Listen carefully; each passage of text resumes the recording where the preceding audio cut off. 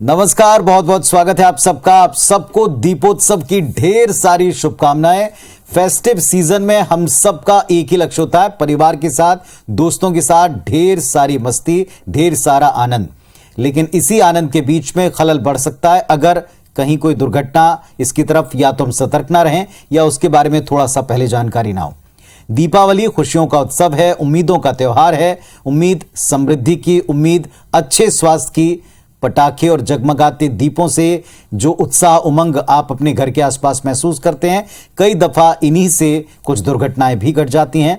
खुशियों को कोई नजर ना लगे, इसीलिए जरूरी है कि दीपावली को आप सही तरह से मनाएं, सेफ तरीके से मनाएं, क्योंकि अक्सर छोटी सी लापरवाही, थोड़ा सा ध्यान भटकाने के बाद दीपावली की खुशियों में खलल आ जाती। सावधानी बहुत जरूरी है और इसीलिए हम ये खास कार्यक्रम लेकर आए हैं। शुरुआत करते हैं हैप्पी दिवाली, सेफ दिवाली।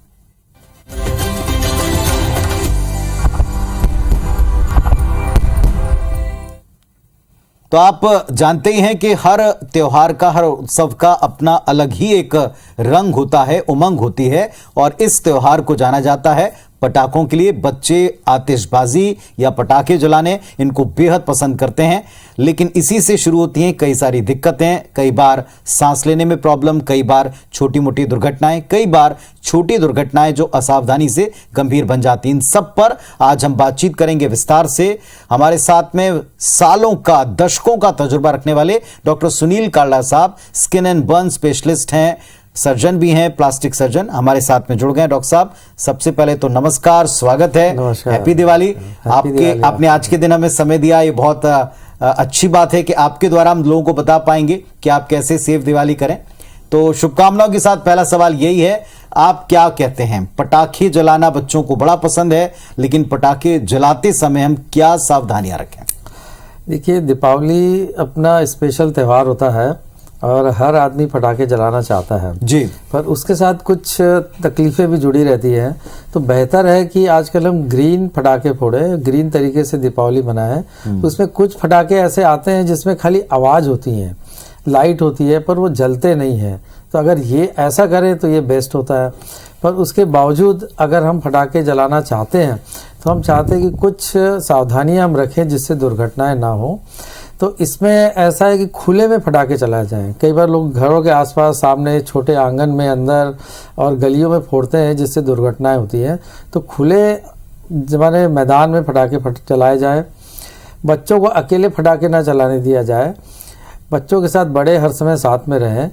उनको लूज कपड़े ना पहनने दें, टाइट कपड़े पहने, चाहे बड़े हों या बुजुर्ग हो। कई बार चुन्नी है, घाघरा है या शॉल है, इनसे आसपास दिए या मोमबत्तियां रहती, उससे आग लगने का डर रहता है। उसी प्रकार जैसे कई लोग चक्री है या अनार है, उनको हाथ से फोड़ के जला लेते हैं। हाथ से जलाया फिर रखा, ऐसा कोशिश करते हैं और कई बार क्या है कि एक्सीडेंटली वो बर्स्ट हो जाते हैं। तो उससे हमने बहुत एक्सीडेंट्स ऐसे देखे हैं।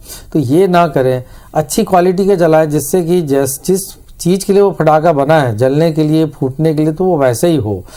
और रॉकेट है या कुछ हवाई जहाज है, उसके लिए खुले मैदान और एक बोतल के अंदर रख के ही उसको जलाया जाए।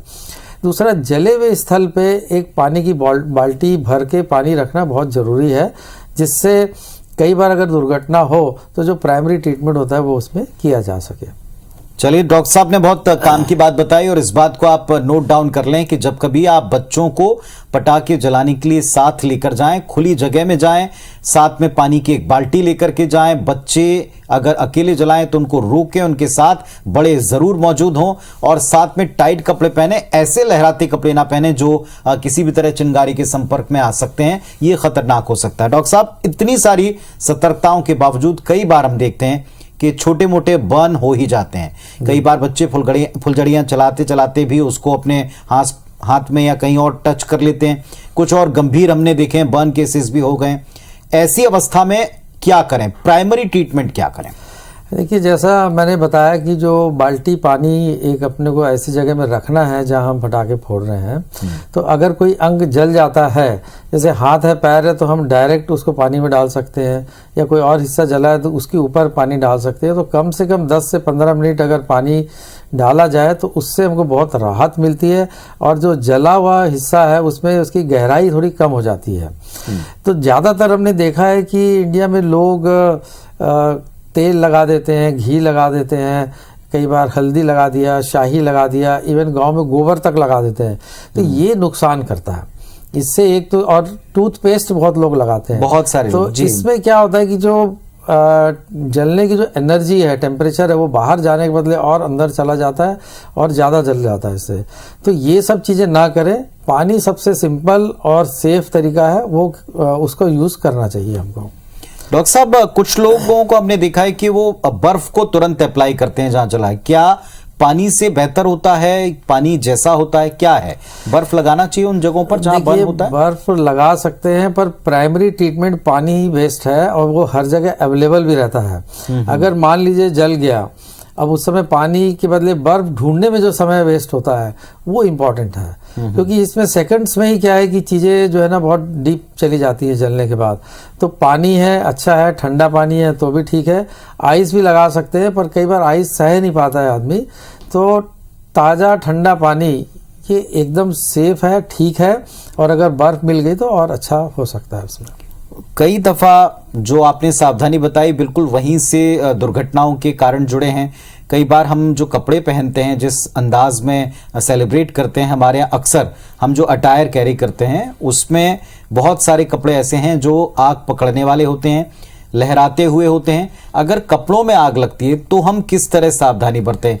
कुछ लोगों को हमने देखा है कि वो ये सलाह देते हैं, नसीहत देते हैं, गलत सलाह होती है कि आप कंबल ढक दें, जमीन पर गिरना, लोट लगाना, किस तरीके की? क्योंकि उस समय कुछ सूझता नहीं, जो कोई कहता है वैसा करना शुरू कर देते हैं। देखिए, इसमें मैं दो बातें बताना चाहूँगा। एक तो जब भी पटाखे जलाएं तो कोशिश ये रहे कि कॉटन के कपड़े पहने, सिंथेटिक कपड़े ना पहने, क्योंकि सिंथेटिक कपड़े जलने के बाद तुरंत शरीर में चिपक जाते हैं और उसकी गर्मी जो है स्किन के अंदर तक चली जाती है।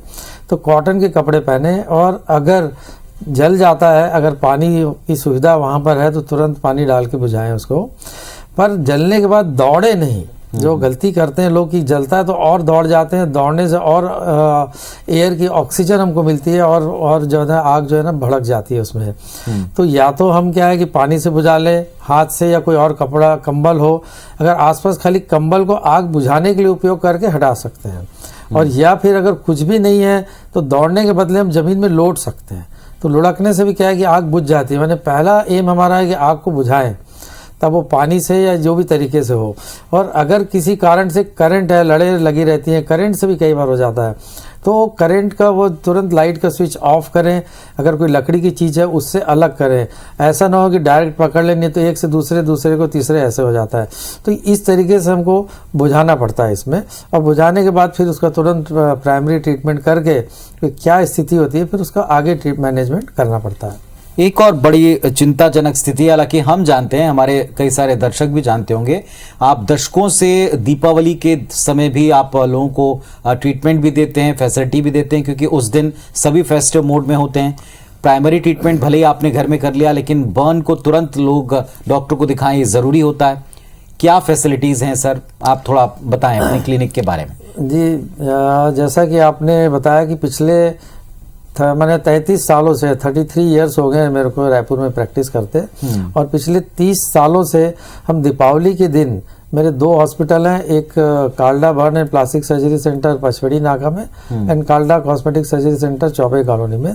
तो इन दोनों जगह 24 और 25 को, जैसे इस साल दीपावली है, तो हम फ्री ट्रीटमेंट करते हैं। जो भी बच्चे या बड़े या जिनको भी एक्सीडेंट से अगर जल जाता है सावधानी के बावजूद भी, तो उनका 2 दिन हम पूरा फ्री ट्रीटमेंट करते हैं।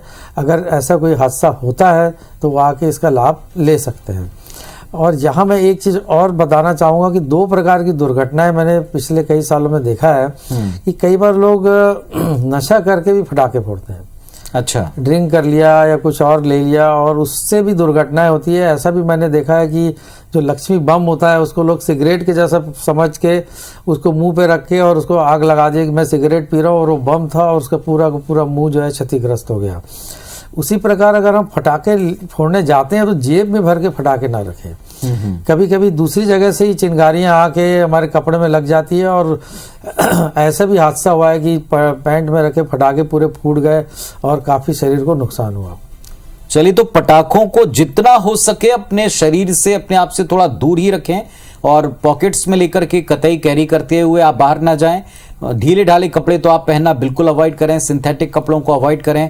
आप पहले अपने आप को अच्छी तरह से सजा धजा कर जैसे आप बाहर जाते हैं, लेकिन पटाखे जलाने के लिए आप अलग से थोड़े कपड़े सेलेक्ट करके तैयारी करके जाएं, जैसे डॉक्टर साहब कह रहे हैं।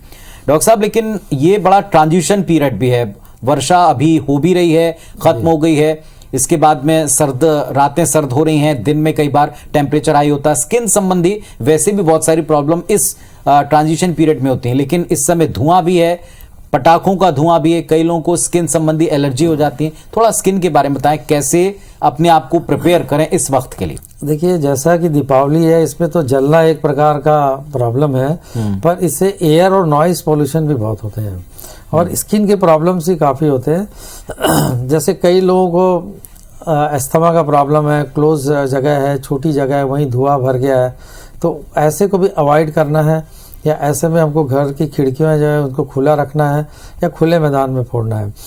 अब जो ये मौसम चेंज हो रहा है, इसमें ड्राइनेस बहुत आती है, तो हमको ये कोशिश करनी चाहिए कि अपनी स्किन को मॉइस्ट रखें। तो सुबह रात को है 2 टाइम कम से कम मॉइस्चराइज़र लगाएं, और कोई भी ऐसा नया केमिकल, या जैसे बहुत लोग सज धज के जाते हैं तो कोई ऐसा मेकअप ना लगाए जो पहले ना लगाया हो, नहीं तो काफ़ी एलर्जी इसमें देखी गई है कई लोगों को, इवन लिपस्टिक से, पाउडर से, फाउंडेशन से, क्रीम से। तो ये सब चीज़ें ध्यान में रखनी है। अगर कोई नई चीज़ यूज़ करनी है तो पहले उसका एक टेस्ट पैच कर लेना चाहिए जी। कोई भी पीछे शरीर के बैक के हिस्से में या कान के पीछे के हिस्से में थोड़ा सा लगा के देखा कि उससे कोई एलर्जी तो नहीं हो रही, तब उसको यूज़ करना चाहिए। और कोशिश करना चाहिए, अगर हल्की ठंड है तो थोड़े गर्म कपड़े पहने, ज़्यादा एक्सपोजर ना हो, तो ये भी ध्यान हमको रखना चाहिए। चलिए, हमारे साथ में जैसे अब आपसे चर्चा कर रहे हैं, बर्न के बारे में चर्चा कर रहे हैं, स्किन के बारे में, doctor Rakesh Gupta ji ENT specialist, वो भी हमारे साथ में जुड़ गए हैं, और वो भी दशकों से न केवल राजधानी रायपुर में बल्कि आसपास के क्षेत्रों में लोगों को सेवाएं अपनी प्रदान कर रहे हैं। डॉक्टर साहब नमस्कार, हैप्पी दिवाली, और आज के दिन आपने समय दिया, थैंक यू सो मच।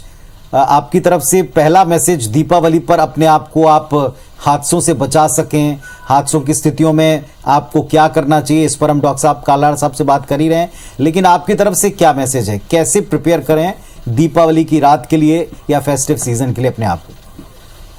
नमस्कार पुनीत, आपके पूरे परिवार को, पूरे IBC परिवार को दिवाली की शुभकामनाएं जी। मेरे गुरुदेव डॉक्टर सुनील कांडा साथ में हैं, मैं यहाँ इस अवसर का लाभ उठाते हुए उनको दिवाली की शुभकामनाएं देता हूँ। पुनीत भाई, सुरक्षित दिवाली एक संदेश होता है जी, और खुशियों का त्योहार है। मुझे लगता है कि हमें उन सब चीजों से सबक लेना चाहिए जो हमारे बुजुर्ग और समाज के पढ़े लिखे लोग हमको संदेश देते हैं। आपस में खुशियां बांटने का त्योहार है, रोशनी का त्योहार है, मिठाई बांटने का त्योहार है। लेकिन समय के साथ त्योहारों में जो विकृतियां आती जा रही, जिससे हम देखते हैं कभी कभी हमारे परिवार में लोगों को नुकसान भी होता है।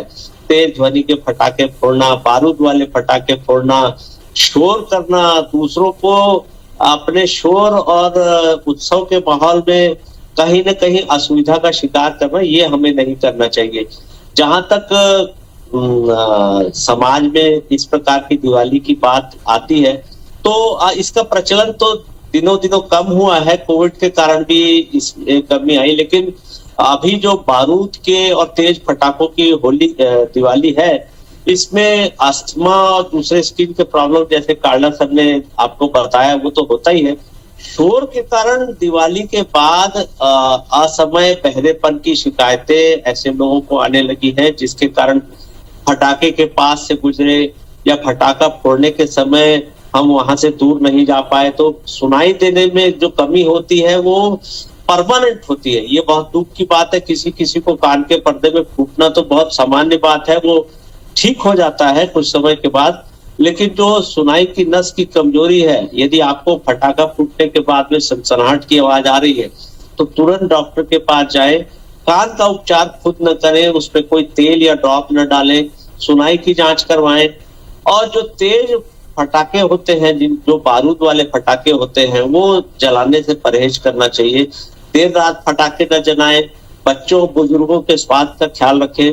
बारूद वाले फटाके न केवल स्किन की एलर्जी करते हैं बल्कि एलर्जी और अस्थमा भी करते हैं, और वातावरण प्रदूषण में पूरा परमानेंट नुकसान पहुंचाते हैं। न केवल वायु प्रदूषण और ध्वनि प्रदूषण करते हैं बल्कि बारूद जब अंडरग्राउंड पानी में जाता है तो यह जल प्रदूषण भी करता है। तो दिवाली ऐसी ना हो जिसमें हम अपने परिवार वालों को और आसपास लोगों को नुकसान पहुंचाए, बल्कि पास पड़ोस के लोगों को भी असुविधा में डाले। डॉक्टर साहब गुप्ता जी, क्या जो जैसे आपने कहा कि कई दफा आसपास आप भले नहीं पटाखे फोड़ रहे हैं तेज आवाज वाले, लेकिन आसपास लोगों के ऊपर आपका उतना कंट्रोल नहीं रहता, अचानक से कानों का सुन्न हो जाना या आपको सुनाई देना बंद कर जाना, तो कितना वेट करना चाहिए समझने के लिए कि आपको डॉक्टर के पास जाना है या थोड़ा सा आप रेस्ट करें? देखिए, ये इस प्रकार के लक्षण है जिसमें बिल्कुल भी देर नहीं होनी चाहिए। आंख, चमड़ी या फिर कान के जो लक्षण होते हैं दिवाली के बाद ये होते हैं, डॉक्टर आपके पास उपलब्ध रहते हैं। जैसे डॉक्टर काल्डा लगातार शिविर लगाते हैं और दिवाली के इस प्रकार के पटाखे से जले हुए मरीजों को सेवाएं देते हैं। ऐसे सेवाभावी डॉक्टर हमारे शहर में और प्रदेश में हैं जो इस प्रकार के असामयिक नुकसान होने वाले मरीजों को सेवाएं देते हैं। और तुरंत डॉक्टर से संपर्क करें तो आपके शरीर में जो होने वाला स्थायी नुकसान है उसको कम से कम किया जा सकता है। इसी प्रकार कान में जो सनसनाहट की आवाज आती है वो भी हमको तुरंत डॉक्टर को दिखाना चाहिए। और मेरी ऐसे मरीजों से विनती है कि वो अपने आप इलाज न करें, ये परमानेंट नुकसान हो जाता है यदि आप 24 घंटे के बाद डॉक्टर को संपर्क करते हैं। डॉक्टर कुछ करने की स्थिति में नहीं रहते।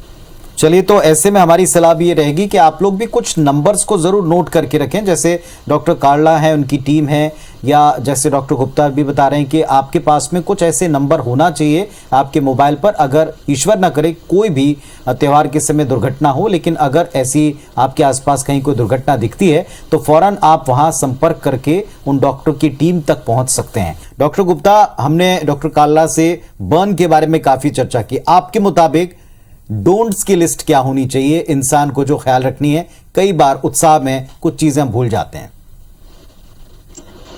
पुनीत भाई, सबसे पहली बात तो यह है कि उत्सव में किसी को असुविधा देने का कोई स्थान नहीं है जी। हमारे उत्सव मनाने के कारण हमारे पास पड़ोसी या हमारे मित्र जो हमारे घर आना चाहते हैं वो किसी असुविधा का शिकार हो, वो कहीं भी किसी भी धार्मिक संदेशों में नहीं लिखा हुआ है। रोशनी और मिठाइयों का त्योहार है दिवाली, हम उसी प्रकार मनाएं। दूसरी बात यह कि हमारे आसपास सामाजिक दायरे में जो लोग काम करते हैं वो हमारी खुशियों में शामिल हो, ये सबसे ज्यादा जरूरी है। जहां तक पटाखों का प्रश्न है, तेज ध्वनि वाले पटाखे न जलाएं।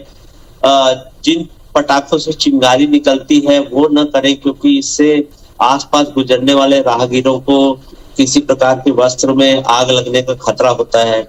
अनियंत्रित पटाखे न जलाएं, क्योंकि जो ऊंचाई में जाकर फूटते हैं वो किसी भी दिशा में जा सकते हैं, घरों में घुस सकते हैं, उससे आग लगने की दुर्घटना हो सकती है जी। तेज पटाखे, आवाज वाले पटाखे न चलाएं, क्योंकि असमय यदि कोई आसपास से गुजर रहा है, वो अनजान है कि आप पटाखा फोड़ रहे हैं, तो उसके कान में परमानेंट हियरिंग लॉस हो सकता है, एक अंग उसका नुकसान हो सकता है। तो गाइडलाइन बहुत सारी चीजें होती हैं, समय समय पर प्रशासन और कोर्ट भी इस प्रकार के आदेश निकालते हैं, लेकिन मुझे लगता है कानून और प्रशासन किसी मनुष्य के या समाज का स्वभाव नहीं बदल सकता है। हमें ये सब बदलाव अपने खुद से लाने होंगे। और ये बात का ध्यान रखना बहुत जरूरी है कि दिवाली जाते जाते हमारे वातावरण को और ज्यादा प्रदूषित न करके जाए, ये हमको ध्यान रखना जरूरी है। क्योंकि पटाखे और दूसरे प्रकार के जो दिवाली में निकलने वाला कचरा है वो हमारे वातावरण को और ज्यादा प्रदूषित करता है। ये आपने दिवाली के दूसरे तीसरे दिन देखा होगा। और हम लोग आपस में मिलकर दिवाली मनाएं, खाएं पिए, मिठाइयां बांटें, रोशनी अपने घरों में या अपने व्यवसायिक परिसरों में करें। गांव में जो लोग हैं उनके बीच जाकर उठे बैठे, मुझे लगता है कि वो सबसे अच्छा त्योहार होता है। और क्या हम अपनी खुशियां दूसरों के साथ बांटें। जी बिल्कुल। डॉक्टर कालरा, एक अंतिम आप क्या पीस ऑफ एडवाइस दे रहे हैं लोगों को?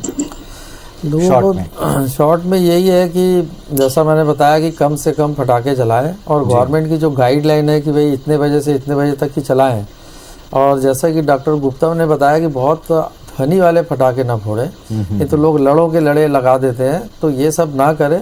और ऐसा मैंने महसूस भी किया है पिछले 30 सालों में कि धीरे धीरे लोग बहुत सावधान रह रहे हैं, और जिससे ये हादसे जो हैं धीरे धीरे कम होते चले जा रहे हैं। चलिए, बहुत अच्छी बात ये हमारे दोनों डॉक्टर्स कह रहे हैं। पहली बात तो ये कि गाइडलाइंस बनी है आपके हमारे लिए, आपके हमारे हित के लिए, तो इनको आप अपने खिलाफ ना समझें। आप एक समय अवधि में सारी सावधानियों के साथ में बच्चों के साथ मौजूद रहते हो, क्योंकि उनमें ज्यादा उत्साह होता है। पटाखे फोड़ें, किस तरह के पटाखे आपको जलाने हैं ये बात भी आपको पता है, बस इनका आपको पालन करना है। सतर्कताओं के साथ कुछ टेलीफोन नंबर्स आप जरूर अपने साथ नोट करके रखें। ईश्वर ना करे कोई हादसा हो जाए तो आपको ढूंढना ना पड़े, वक्त जाए आपका ना हो।